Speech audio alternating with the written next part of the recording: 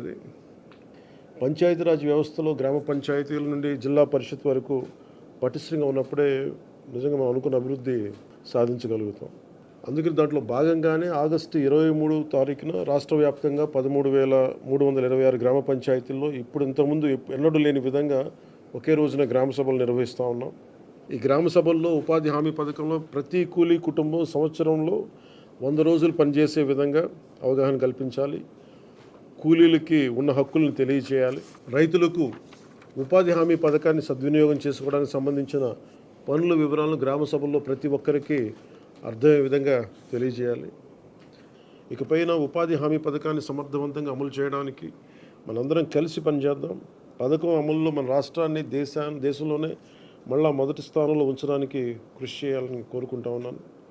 గ్రామాలను అభివృద్ధి చేసే మహాత్మా గాంధీ గారి కళలాగా గ్రామ స్వరాజ్యాన్ని స్థాపించాలి, ఆ దిశగా అడుగులు వేయాలని చెప్పి మీరందరూ కలిసి మాకు సహాయ సహకారాలు ఇవ్వాలని మనస్ఫూర్తిగా కోరుకుంటున్నాను.